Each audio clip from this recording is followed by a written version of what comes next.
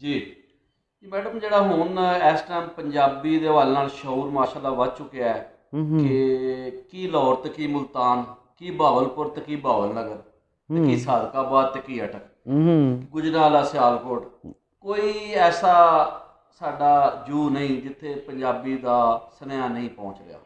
Social media ਤੇ ਵੀ ਕੰਮ ਹੋ ਰਿਹਾ, ਪਾਕਿਸਤਾਨ ਪੰਜਾਬੀ ਰਿਪੋਰਟ ਰੈਲੀਆਂ ਕੱਢ ਰਿਹਾ, ਤੁਸੀਂ ਵੀ ਕਿਆਦਤ ਕਰ ਰਹੇ ਹੋ ਔਰ ਅਸੀਂ ਤੁਹਾਡੇ ਕੋਲ ਰਹਿਨੁਮਾਈ ਵੀ ਲੈ ਰਹੇ ਹਾਂ।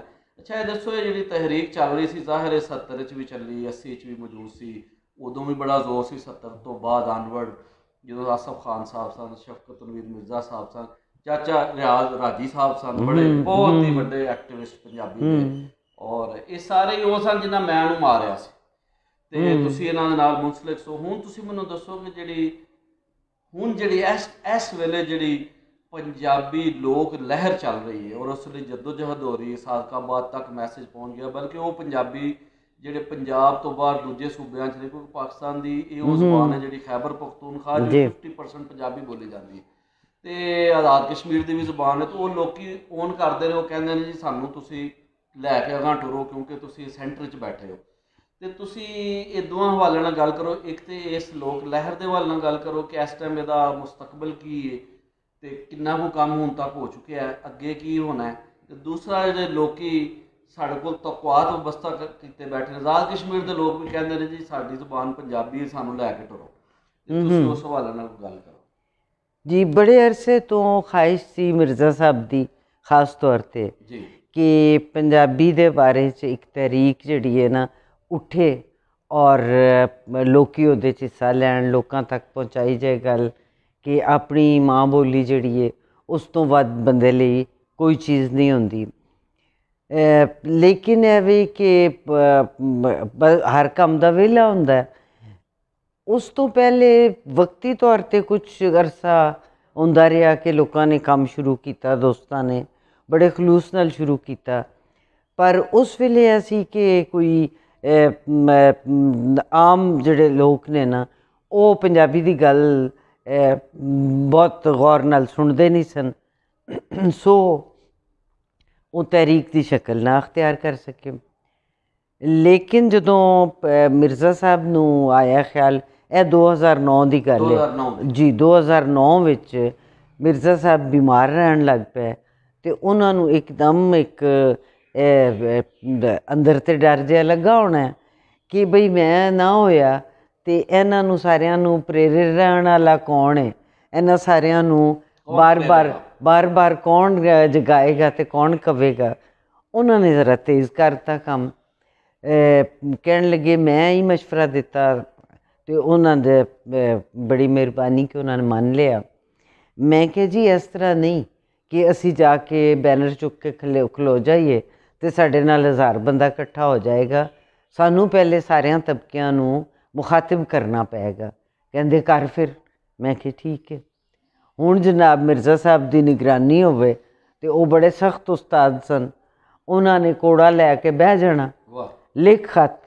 ਮੈਂ ਕੋਈ 1500 ਤੋਂ ਲੈ ਕੇ 2000 ਤੀਕਰ ਮੁਖਤਲਿਫ ਤਬਕਿਆਂ ਨੂੰ, ਬਾਰ ਕੌਂਸਲਾਂ ਨੂੰ, ਟੀਚਰਸ ਐਸੋਸੀਏਸ਼ਨਸ ਨੂੰ, ਤਲਬ ਇਲਮਾਂ ਦੀ ਜਿਹੜੀਆਂ ਕੋਈ ਹੈ ਸਨ ਬੱਚੀਆਂ ਕੁਚੀਆਂ ਤਨਜ਼ੀਮਾਂ, ਉਹਨਾਂ ਨੂੰ, ਯੂਨੀਵਰਸਿਟੀਆਂ ਨੂੰ, ਸਭ ਲੋਕਾਂ ਨੂੰ ਜੀ ਖਤ ਮੈਂ ਸਭ ਜਗ੍ਹਾ। ਉਰਦੂ ਦੇ ਜਿਹੜੇ ਲਿਖਾਰੀ ਸਨ, ਜਿਹੜੇ ਪੰਜਾਬ ਨਾਲ ਤਾਲੁਕ ਰੱਖਦੇ ਸਨ, ਉਹਨਾਂ ਨੂੰ ਵੀ ਇਹ ਕਿ ਬੇਸ਼ੱਕ ਉਰਦੂ 'ਚ ਲਿਖੋ ਪਰ ਆਪਣੀ ਜ਼ੁਬਾਨ ਦੀ ਮੁਹੱਬਤ ਨਾ ਛੱਡੋ। ਇਸੇ ਤਰ੍ਹਾਂ ਸਰਾਇਕੀ ਬੈਲਟ 'ਤੇ ਜਿਹੜੇ ਹੈ ਸਨ, ਉਹਨਾਂ ਨੂੰ ਵੀ ਲਿਖਿਆ ਕਿ ਠੀਕ ਹੈ ਤੁਸੀਂ ਜਿਵੇਂ ਤੁਹਾਡੀ ਫੀਲਿੰਗ ਹੈ ਜਾਂ ਜਿਵੇਂ ਜ਼ੁਬਾਨ ਬਾਰੇ ਤੁਸੀਂ ਸੋਚਦੇ ਹੋ ਮਿਲ ਕੇ ਕਰੀਏ, ਰਲ ਕੇ ਕਰੀਏ, ਤਾਂ ਕਿ ਇਹ ਆਵੇ ਕਿ ਸਾਡੀ ਮੰਜ਼ਿਲ ਨੇੜੇ ਆਵੇ। ਪੁਠਵਾਰ ਦੇ ਇਲਾਕੇ 'ਚ ਫਿਰ ਸਾਰੇ ਜਿਹੜੇ ਕੇਬੀ, ਛਾਛੀ, ਚੰਗੋਚੀ, ਆਪਣਾ ਲਹਿੰਦੀ, ਇਹਨਾਂ ਸਾਰੇ ਇਲਾਕੇ ਦੇ ਜਿਹੜੇ ਅਦੀਬ ਸਨ, ਸਿਰਕਟਵੇਂ, ਉਹਨਾਂ ਨੂੰ ਖਤ ਲਿਖੇ। ਬਹੁਤ ਸਾਰੀਆਂ ਜਗ੍ਹਾ ਤੋਂ ਅੱਛਾ ਰਿਸਪਾਂਸ ਆਇਆ। ਫਿਰ ਜਾ ਕੇ ਮਿਰਜ਼ਾ ਸਾਹਿਬ ਉਸ ਵੇਲੇ ਤੱਕ ਇੱਕ ਤਰ੍ਹਾਂ ਵੀਲ ਚੇਅਰ 'ਤੇ ਆ ਗਿਆ ਸਨ, ਅਤੇ ਲੇਕਿਨ ਇਹ ਵੇ ਕਿ ਖੁਸ਼ ਹੁੰਦੇ ਸਨ ਜਦੋਂ ਉਹਨਾਂ ਨੂੰ ਦੱਸਣਾ ਕਿ ਜੀ ਇਸ ਤਰ੍ਹਾਂ ਜਵਾਬ ਆਇਆ, ਇਹ ਲਿਖਿਆ। ਉਹਨਾਂ ਦੀ ਜ਼ੇਰੇ ਨਿਗਰਾਨੀ ਇਹ ਕੰਮ ਮੈਂ ਕਰਦੀ ਰਹੀ। ਜਦੋਂ ਉਹਨਾਂ ਦੀ ਵਫਾਤ ਹੋ ਗਈ ਹੈ ਉਸ ਤੋਂ ਬਾਅਦ ਫਿਰ ਅਸੀਂ ਆਏ ਹਾਂ ਬਾਹਰ ਇੱਕ ਉਹਦੇ ਲਈ ਸੜਕਾਂ 'ਤੇ 21 ਫਰਵਰੀ ਨੂੰ। ਤੇ ਕੇਸ ਵੀ ਦਾਇਰ ਕੀਤਾ ਜੀ, ਕੇਸ ਉਸ ਤੋਂ ਥੋੜ੍ਹਾ ਅਰਸਾ ਬਾਅਦ ਕੀਤਾ, ਸਾਲ ਇੱਕ ਬਾਅਦ ਨਾ, ਸਾਲ ਵੀ ਨਹੀਂ ਬਲਕਿ 2-3 ਸਾਲ ਬਾਅਦ। ਉਸ ਵੇਲੇ ਜੀ ਜੀ ਸੁਪਰੀਮ ਕੋਰਟ ਵਿੱਚ ਚੱਲ ਰਿਹਾ ਸੀ ਉਰਦੂ ਦਾ ਕੇਸ। ਅਸੀਂ ਸੋਚਿਆ ਰੋਜ਼ ਚੀਫ ਜਸਟਿਸ ਸਾਹਿਬ ਔਰ ਹੋਰ ਜਿਹੜੇ ਜੱਜਿਸ ਸਨ ਉਹ ਰੋਜ਼ ਕੋਈ ਨਾ ਕੋਈ ਗੱਲ ਛੇੜ ਬੈਂਦੇ ਸਨ ਕਿ ਜੀ ਵਾਰਿਸ ਸ਼ਾਹ ਦੀ ਜ਼ੁਬਾਨ ਨੂੰ ਪੰਜਾਬ ਵਿੱਚ ਲਾਵਾਰਿਸ ਕਰਤਾ ਗਿਆ। ਫਿਰ ਰੋਜ਼ ਪੰਜਾਬੀ ਦੀ ਗੱਲ ਹੁੰਦੀ ਸੀ ਜੀ, ਜਸਟਿਸ ਜਵਾਦ ਖਾਜਾ ਔਰ ਜਸਟਿਸ ਦੋਸਤ ਮੁਹੰਮਦ ਨੇ ਇਹ ਫਿਕਰਾ ਕਿਹਾ ਸੀ, ਪਿਸ਼ੌਰ ਦੇ ਹੈ ਸਨ, ਹੁਣੇ ਰਿਟਾਇਰ ਹੋਏ ਨੇ। ਉਹ ਹੈ ਵੀ ਕਿ ਮੁਸ਼ਤਾਕ ਸੂਫੀ ਸਾਹਿਬ ਸਾਡੇ ਸਦਰ ਸਨ, ਸਈਦ ਭੁੱਟਾ ਸਾਹਿਬ ਸਾਡੇ ਸੀਨੀਅਰ ਮੈਂਬਰ, ਹੋਰ ਦੋਸਤ, ਇਹਨਾਂ ਸਾਰਿਆਂ ਨਾਲ ਮਸ਼ਵਰਾ ਕੀਤਾ। ਮੈਂ ਕਿਹਾ ਐਸੇ ਮੌਕੇ 'ਤੇ ਪੰਜਾਬੀ ਕਿਸੇ ਨੂੰ ਸਾਹਮਣੇ ਖਲੋਤੇ ਹੋਣਾ ਚਾਹੀਦਾ। ਜੱਜਿਸ ਇਹ ਨਾ ਸੋਚਣ ਕਿ ਜੀ ਪੰਜਾਬ ਸਾਰਾ ਹੀ ਸੁੱਤਾ ਪਿਆ, ਯਾਨੀ ਇੱਕ ਸ਼ਨਾਖਤ, ਤੇ ਹਾਂ ਕਿ ਅਸੀਂ ਜਾਗੀਏ ਔਰ ਅਸੀਂ ਜੀ ਬਹੁਤ ਵਧੀਆ। ਅਸੀਂ ਸੋਚਿਆ ਕਿ ਸਾਰੇ ਜੱਜ ਜਿਹੜੇ ਨੇ ਉਹ ਬਾਰ-ਬਾਰ ਪੰਜਾਬ ਦਾ ਜ਼ਿਕਰ ਕਰ ਰਹੇ ਨੇ, ਪੰਜਾਬੀ ਦਾ ਜ਼ਿਕਰ ਕਰ ਰਹੇ ਨੇ, ਉਹ ਇਹ ਨਾ ਸੋਚਣ ਕਿ ਪੰਜਾਬੀ ਸਾਰੇ ਸੁੱਤੇ ਪਏ ਨੇ। ਸੋ ਫੈਸਲਾ ਹੋਇਆ ਕਿ ਅਸੀਂ ਰਿਟ ਦਾਇਰ ਕਰੀਏ। ਉਰਦੂ ਦੀ ਰਿਟ ਚੱਲ ਰਹੀ ਸੀ ਸੁਪਰੀਮ ਕੋਰਟ ਵਿੱਚ। ਅਸੀਂ ਵਿੱਚ ਸ਼ਾਮਿਲ ਹੋ ਗਏ ਕਿ ਜੀ ਸਾਡੀ ਜ਼ੁਬਾਨ ਦੇ ਹਕੂਕ ਲਈ ਅਸੀਂ ਸ਼ਾਮਿਲ ਹੁੰਦੇ ਹਾਂ ਇਸ ਰਿਟ ਦੇ ਵਿੱਚ। ਉਹ ਐਕਸੈਪਟ ਕਰ ਲਿੱਤੀ ਗਈ। ਆਬਿਦ ਸਾਕੀ ਸਾਹਿਬ ਬਹੁਤ, ਅੱਲਾ ਉਹਨਾਂ ਦਾ ਭਲਾ ਕਰੇ, ਉਹਨਾਂ ਨੇ ਕਿਹਾ ਕਿ ਮੈਂ ਮੁਫਤ ਪੈਰਵੀ ਕਰਾਂਗਾ। ਉਹਨਾਂ ਨੇ ਬਗੈਰ ਕੋਈ ਫੀਸ ਲਿੱਤਿਆਂ ਇੱਥੋਂ ਆਪਣੇ ਖਰਚੇ 'ਤੇ ਜਾਣਾ ਔਰ ਜਾ ਕੇ ਤੇ 2-2 ਪੇਸ਼ੀਆਂ ਅਸੀਂ ਹਫਤੇ 'ਚ ਸਾਡੀਆਂ ਹੁੰਦੀਆਂ ਸਨ ਸੁਪਰੀਮ ਕੋਰਟ ਵਿੱਚ। ਲੇਕਿਨ ਉਹਦਾ ਇਹ ਹੋਇਆ ਫਾਇਦਾ ਹੋਇਆ ਕਿ ਜਿਸ ਵੇਲੇ ਜਜਮੈਂਟ ਆਈ ਹੈ ਅਤੇ ਉਹਦਾ ਵਿੱਚ ਇੱਕ ਸਾਰਿਆਂ ਸੂਬਿਆਂ ਨੂੰ ਮੁਖਾਤਿਬ ਕਰਕੇ ਤੇ ਸੁਪਰੀਮ ਕੋਰਟ ਨੇ ਕਿਹਾ ਸੀ ਕਿ ਆਪਣੀ ਆਪਣੀ ਜ਼ੁਬਾਨ ਦੇ ਫਰੋਗ ਲਈ 251 ਆਰਟੀਕਲ 3 ਦੇ ਤਹਿਤ ਤੁਸੀਂ ਕੰਮ ਕਰੋ। ਇੱਕ ਵਾਰੀ ਹਦਾਇਤ ਵਾਜ਼ੇ ਤੌਰ 'ਤੇ ਕਰਤੀ ਸੀ। ਇੱਕ ਸਾਲ ਇੱਕ ਵੇਖਿਆ ਕੋਈ ਹਿਲਜੁਲ ਨਹੀਂ ਹੋਈ ਅਤੇ ਫਿਰ ਅਸੀਂ ਲਾਹੌਰ ਹਾਈ ਕੋਰਟ ਵਿੱਚ ਰਿਟ ਕਰ ਦਿੱਤੀ ਉਸ ਹੁਕਮ ਨੂੰ ਬੇਸ ਬਣਾ ਕੇ ਕਿ ਜੀ ਸੁਪਰੀਮ ਕੋਰਟ ਦਾ ਹੁਕਮ ਹੈ ਅਤੇ ਪੰਜਾਬ ਹਕੂਮਤ ਨੂੰ ਕਿਹਾ ਜਾਏ ਕਿ ਇਸ ਹੁਕਮ ਨੂੰ ਮੰਨੇ। ਉਹਦੀਆਂ ਚਲਦੀਆਂ ਰਹੀਆਂ, ਪੇਸ਼ੀਆਂ ਚਲਦੀਆਂ ਰਹੀਆਂ। ਅਖੀਰ ਆ ਕੇ 2019 'ਚ 12 ਫਰਵਰੀ 2019 ਨੂੰ ਜਜਮੈਂਟ ਆ ਗਈ ਸਾਡੀ ਰਿਟ ਦੇ ਹੱਕ 'ਚ ਕਿ ਠੀਕ ਹੈ, ਪੰਜਾਬ ਹਕੂਮਤ ਨੂੰ ਉਹਨਾਂ ਨੇ ਕਰ ਦਿੱਤੀ, ਹਦਾਇਤ ਕਰ ਦਿੱਤੀ। ਫਿਰ ਚੁੱਪ-ਚਾਪ ਫਿਰ ਮੈਂ ਆਪਣਾ ਇੱਕ ਦੋਸਤ ਨੇ MPA ਪੀਪਲਸ ਪਾਰਟੀ ਦੇ, ਉਹਨਾਂ ਨੂੰ ਕਿਹਾ, ਉਹਨਾਂ ਨੇ ਬਿੱਲ ਬਣਾਇਆ, ਬਿੱਲ ਬਣਾ ਕੇ ਜਮ੍ਹਾਂ ਕਰਾਇਆ ਔਰ ਇਸ ਵੇਲੇ ਬਿੱਲ ਜਿਹੜਾ ਉਹ ਅਸੈਂਬਲੀ 'ਚ ਪਿਆ ਹੈ। ਹੁਣ ਐਵੇਂ ਕਿ ਜਿਹੜੇ ਮੌਜੂਦਾ ਮਿਨਿਸਟਰ ਨੇ ਐਜੂਕੇਸ਼ਨ ਦੇ, ਉਹਨਾਂ ਨੂੰ ਦਰਖਾਸਤ ਕੀਤੀ ਹੈ ਕਿ ਬਈ ਉਸ ਬਿੱਲ ਨੂੰ ਹਵਾ ਲਵਾਓ ਅਤੇ ਇਹ ਕੁਛ ਐਵੇਂ ਕਿ ਹੁਣ ਅੱਗੇ ਵਧਾਓ ਦੇ ਫੈਸਲੇ ਨੂੰ ਇੰਪਲੀਮੈਂਟ ਕੀਤਾ ਜਾਏ।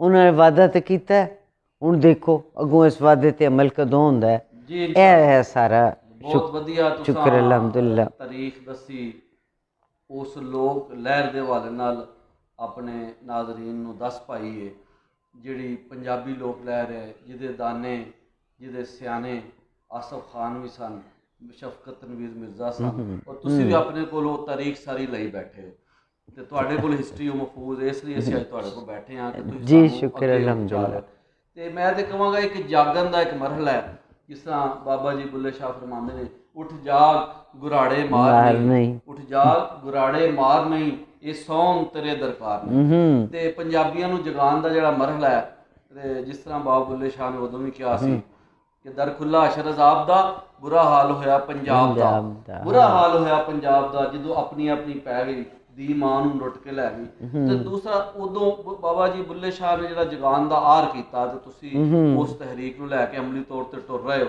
ਇਨਸ਼ਾ ਅੱਲਾ ਕਾਮਯਾਬ ਹੋਏਗੀ। ਹਰ ਚੀਜ਼ ਦਾ ਇੱਕ ਵੇਲਾ ਹੁੰਦਾ ਹੈ, ਉਹ ਵੇਲਾ ਨੇੜੇ ਵੀ ਅਸੀਂ ਵੇਖ ਰਹੇ ਹਾਂ ਕਿ ਪੰਜਾਬੀ ਸਕੂਲਾਂ ਕਾਲਜਾਂ ਦਫ਼ਤਰਾਂ 'ਚ ਲਾਗੂ ਹੋ ਜਾਏਗੀ ਇਨਸ਼ਾ ਅੱਲਾਹ ਤਾਲਾ, ਕਿਉਂਕਿ ਪੰਜਾਬੀ ਪਾਕਿਸਤਾਨ ਦੀ ਸਭ ਤੋਂ ਵੱਡੀ ਜ਼ੁਬਾਨ ਹੈ। ਔਰ ਮੈਂ ਇਸ ਹਵਾਲੇ ਨਾਲ ਇੱਕ ਇੱਥੇ ਹਵਾਲਾ ਤੁਹਾਡੇ ਖਿਦਮਤ ਵਿੱਚ ਪੇਸ਼ ਕਰਾਂਗਾ ਕਿ ਮੀਆਂ ਰਜ਼ਾ ਰਬਾਨੀ ਜਿਹੜੇ ਸੈਨੇਟ ਦੇ ਸਾਬਕਾ ਚੇਅਰਮੈਨ ਨੇ, ਉਹਨਾਂ ਅਸੈਂਬਲੀ ਫਲੋਰ ਤੇ ਕਿਹਾ ਸੀ, ਵੰਡੀ ਦੀ ਜਦੋਂ ਗੱਲ ਟੁਰੀ ਨਾ, ਉਹਨਾਂ ਕਿਹਾ ਦੇਖੋ ਭਾਈ ਜਿਸ ਤਰ੍ਹਾਂ ਮੈਂ ਸਿੰਧ ਆਵਾਂ ਤੇ ਮੈਂ ਸਿੰਧ ਦੀ ਵੰਡੀ ਨਹੀਂ ਚਾਹੁੰਦਾ, ਇਹ ਜੀ ਸਾਨੂੰ ਪੰਜਾਬ ਦੀ ਵੰਡੀ ਦੀ ਵੀ ਗੱਲ ਨਹੀਂ ਕਰਨੀ ਚਾਹੀਦੀ। ਬਲੋਚਿਸਤਾਨ ਆਪਣੀ ਸ਼ਨਾਖਤ ਰੱਖਦਾ ਹੈ, KPK ਆਪਣੀ ਸ਼ਨਾਖਤ ਰੱਖਦਾ ਹੈ, ਸਿੰਧ ਆਪਣੀ ਸ਼ਨਾਖਤ ਰੱਖਦਾ ਹੈ।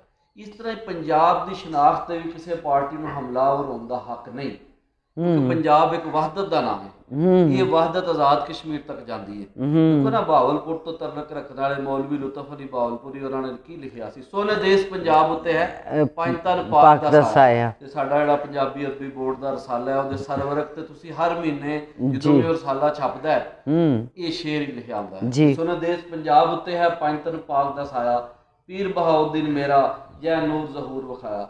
ਅੱਛਾ ਜੀ, ਇਹ ਲੋਕ ਲਹਿਰ ਦੀ ਗੱਲ ਹੋ ਰਹੀ ਸੀ। ਹੁਣ ਮੈਂ ਜ਼ਰਾ ਗੱਲ ਕਰਾਂਗਾ ਤੁਹਾਡੀਆਂ ਆਪਣੀ ਲਿਖਤਾਂ ਦੇ ਹਵਾਲੇ ਨਾਲ। ਜ਼ਾਹਿਰ ਤੁਸੀਂ ਪੰਜਾਬੀ ਦੇ ਹਵਾਲੇ ਨਾਲ ਵੀ ਲਿਖਿਆ, ਦੂਸਰੀਆਂ ਲਿਖਤਾਂ ਵੀ ਤੁਹਾਡੀਆਂ ਉਰਦੂ ਵਾਲੀਆਂ ਮੌਜੂਦ ਨੇ। ਇਹ ਦੱਸੋ ਕਿ ਪੰਜਾਬੀ ਦੇ ਹਵਾਲੇ ਨਾਲ ਤੁਸੀਂ ਕਹਾਣੀ ਦਾ ਸਿਲਸਿਲੇ ਦਾ ਜ਼ਿਕਰ ਕੀਤਾ ਸੀ, ਤੁਸੀਂ ਲਿਖਣਾ ਸ਼ੁਰੂ ਕੀਤੀਆਂ, ਨਸਰ 'ਚ ਲਿਖਿਆ, ਤੁਸੀਂ ਕੋਈ ਨਜ਼ਮ ਵਿੱਚ ਵੀ ਲਿਖਿਆ? ਨਹੀਂ, ਸ਼ਾਇਰੀ ਮੈਨੂੰ ਕਰਨੀ ਆਉਂਦੀ ਹੀ ਨਹੀਂ। ਅੱਛਾ, ਪਰਖ ਪੜਚੋਲ ਦਾ ਜ਼ਿਆਦਾ ਕੰਮ ਹੈ ਤੁਹਾਡਾ? नहीं, मेरा है फिक्शन में लिखी है, कहानी लिखी है ज़्यादा, तो बाकी थोड़ा जिहा परख परचोलना। पर यह वे कि तुहाडी इजाजत नाल मैं एक बहुत ही, क्योंकि मेरा दिल खुश है इस हवाले नाल कि हुण पूरे पंजाब विच थां थाई नज़र आवाज़ आ रही है, और उहदे च तुहाडा बहुत वड्डा हत्थ है इस चीज़ नूं अगे वधाउण विच। तुसीं आप उस लहर विच बहुत नुमायां तौर ते शामिल हो, तो यह बड़ी खुशी और बड़ी तसल्ली की गल है कि हुण जिथे वेखो उत्थे गल हो रही है और लोग जाग पे ने, मेरा पंजाब जाग पिया। यह मेरे लिए बहुत तसल्ली वाली गल है। हुण मैं अपनियां लिखतां बारे अर्ज करनी आ कि मैं पहले दस्सिया कि कहानी तो मेरी निक्कियां होंदियां दी सहेली है, सो कहानी कदी ना कदी तो मैं लिखनी सी। 1970 पहली कहानी लिखी जंज, उस तो बाद मैं लिखती रही और कोल रखती रही। फिर जिस वेले वो राजा रसालू होरां नाल एक दिन टकरा होया तो कहंदे तुसीं तो कहानियां लिखदे सो। मैं क्या हली भी लिखनी आ, कित्थे ने? मैं क्या पईयां। कहंदे आके पढ़ो फिर। सो मैं की जाना मैं कौन, मेरी पहली किताब सी, ओहदियां 13 कहानियां ने, 13 दियां 13 मैं पंजाबी अदबी संगत विच पढ़ियां, और उत्थे सारे सीनियर्स बैठे होंदे सन, उन्होंने हौसला अफजाई की, तो फिर मैनू होया कि मैं किताब छपवावां। 1983 च मेरी किताब का पहला एडिशन आया की जाना मैं कौन दा। फिर उस तो बाद 2004 च आई है निक्के निक्के दुख। उस तो बाद आई है मेरी ऑटोबायोग्राफी। मैं क्या जरा होशो हवास लिख ली है ना, जिस वेले वो होश उड्डे होंदे ने तो फिर तो कुछ चेता ही नहीं रहेगा। सो मैं ऑटोबायोग्राफी उदों लिख ली है। हुण मैं नावल लिख रही हाँ जिहदा है बैकग्राउंड या उहदा जिन्हों महले वकू कहंदे ने, वो मेरा अपना इलाका है, अटक दा इलाका, क्योंकि उस इलाके ने बड़ियां बड़ियां वेखियां ने जी, और सख्तियां भी बड़ियां चलियां ने। सब तो पहले उत्थों दे पत्तनां तो तड़वी आंदे सन ते सारियां नूं मार कुट के अगे निकलते सन। सो यह है, इस हवाले नाल उस धरती का हक बनता है। और एक मेरी है किताब, उहदे थोड़ा जिहा काम उहदे च करन वाला रहिंदा है। सफ़रनामे मेरे 2 सफ़रनामे ने। ये पंजाबी च ने? जी पंजाबी च, बिल्कुल। बहुत वधिया। और एक है अपना नहीं अडबीती तो आ गई ना, कहानियाँ मेरे को पईयां ने, वो छापण का इरादा है। हुण देखो जो पहले आ गई जो बाद विच आई, तो उस तो बाद मेरा इरादा है कि मैं अपने जिहड़े इलाके दी अटक दियाँ जिहड़ियां अखाण कहानियां ने ना, मैं उन्हां नूं इकट्ठा करा, क्योंकि हर अखाण दे पिछे एक कहानी होंदी है। ਐਵੇਂ ਨਹੀਂ ਉਹ ਬਜ਼ੁਰਗ ਜੀ ਐਵੇਂ ਨਹੀਂ ਬਣ ਜਾਂਦੇ। ਸੋ ਅਖਾਣ ਕਹਾਣੀਆਂ ਇਕੱਠੀਆਂ ਕਰਨ ਦਾ ਪ੍ਰੋਗਰਾਮ ਹੈ। ਕੁਛ ਹੈ ਨੇ, ਕੁਛ ਜਿਹੜੀਆਂ ਹੋਰ ਕਰ ਲਾਂਗੀ। ਮਤਲਬ ਇਹ ਕਿ ਤੁਸੀਂ ਸਾਡੇ ਆਪਣੇ ਵਸੇਬ ਨੂੰ ਮਹਿਫੂਜ਼ ਕਰਨ ਦਾ ਆਰ ਕਰ ਰਹੇ ਹੋ। ਔਰ ਪੰਜਾਬੀ ਵਸੇਬ, ਮੈਂ ਬੜੀ ਫਖਰ ਦੇ ਨਾਲ ਗੱਲ ਕਰਨਾ ਕਿ ਤੁਹਾਡੀ ਕਿਤਾਬਾਂ ਪੜ੍ਹੀ ਗਈਆਂ ਨੇ, ਤੇ ਇੱਕ ਲਫ਼ਜ਼ ਹੈ ਜਿਹਨੂੰ ਤਾਬ ਵੀ ਕਿਹਾ ਜਾਂਦਾ ਤੇ ਕਸ ਵੀ ਕਿਹਾ ਜਾਂਦਾ। ਜੀ ਤੇ ਮੈਂ ਬਚਪਨ ਦੇ ਵਿੱਚ ਆਪਣੀ ਵਾਲਦਾ ਮਰਹੂਮਾ ਕੋਲੋਂ ਇਹ ਲਫ਼ਜ਼ ਸੁਣਿਆ ਕਿ ਕਸ ਚੜ ਗਈ। ਜੀ ਹਾਂ, ਤੁਹਾਡੇ ਘਰ ਗੁਜਰਾਂ ਵਾਲੇ ਵੀ ਹਾਂ ਇਹ ਲਫ਼ਜ਼ ਕਸ ਬੋਲਿਆ ਜਾਂਦਾ, ਤੇ ਇਹ ਲਫ਼ਜ਼ ਜਿਹੜਾ ਅਟਕ 'ਚ ਬੋਲਿਆ ਜਾਂਦਾ। ਇਹ ਜੀ ਬਿਲਕੁਲ ਕਸ ਚੜ ਗਈ। ਤੇ ਯਾਨੀ ਬੁਖਾਰ ਨੂੰ ਜਾਂ ਤਾਪ ਨੂੰ ਕਿਹਾ ਜਾਂਦਾ। ਕਸ ਕਹਿੰਦੇ ਦੇਖੋ ਨਾ ਜੀ ਜੀ, ਕਿ ਜਦੋਂ ਉਹਨਾਂ ਕਿਹਾ ਸੀ ਮੌਲਵੀ ਮੁਹੰਮਦ ਸੁਲੇਮਾਨ ਸਾਹਿਬ ਨੇ ਇਕਬਾਲ ਤੋਂ 1800 ਦੇ ਵਿੱਚ, ਕਿ ਪਿਸ਼ਾਵਰ ਥੀ ਜਮਨਾ ਤਾਈ ਚੰਬਾ ਥੀ ਤਾ ਡੇਰਾ, ਸਮਝਣ ਲੋਕ ਪੰਜਾਬੀ ਸੁੱਚਾ ਸੁਖਨ ਇਹ ਮੇਰਾ ਐਵੇਂ ਨਹੀਂ, ਇਹ ਏਕਤਾ ਹੈ। ਹਾਂ ਬਿਲਕੁਲ ਬਿਲਕੁਲ, ਇੱਕ ਹੋਣ ਦੀ ਅਲਾਮਤ ਹੈ ਜੀ ਕਿ ਜਿਹੜਾ ਸਾਡਾ ਵਸੇਬ ਗੁਜਰਾਂ ਵਾਲੇ ਮੌਜੂਦ ਹੈ ਉਹ ਉੱਥੇ ਅਟਕ 'ਚ ਵੀ ਹੈ, ਜੀ ਹਾਂ, ਜੀ ਹਾਂ, ਮੁਲਤਾਨ 'ਚ ਵੀ ਹੈ ਬਿਲਕੁਲ। ਔਰ ਇੱਕ ਵਹਦਤ ਦੀ ਸ਼ਕਲ ਦੇ ਅੰਦਰ ਸਾਡੇ ਕੋਲ ਇੱਕ ਜ਼ਬਾਨ ਜਿਹੜੀ ਨਾ ਪੰਜਾਬੀ ਜ਼ਬਾਨ ਵਹਦਤ ਦੀ ਅਲਾਮਤ ਹੈ। ਇਹ ਕੋਈ ਤਕਸੀਮ ਦੀ ਅਲਾਮਤ ਨਹੀਂ, ਵਹਦਤ ਦੀ ਅਲਾਮਤ ਹੈ, ਜੋੜਨ ਦੀ ਅਲਾਮਤ ਹੈ, ਸਾਰਿਆਂ ਨੂੰ ਜੋੜਦੀ ਹੈ ਜ਼ੁਬਾਨ। ਇਹ ਬਹੁਤ ਵਧੀਆ ਗੱਲਾਂ ਹੋ ਰਹੀਆਂ ਨੇ ਜੀ। ਇੱਥੇ ਅਸੀਂ ਇੱਕ ਛੋਟਾ ਜਿਹਾ ਵਕਫਾ ਲਵਾਂਗੇ ਅਗਲੇ ਸੈਗਮੈਂਟ ਤੋਂ ਪਹਿਲਾਂ।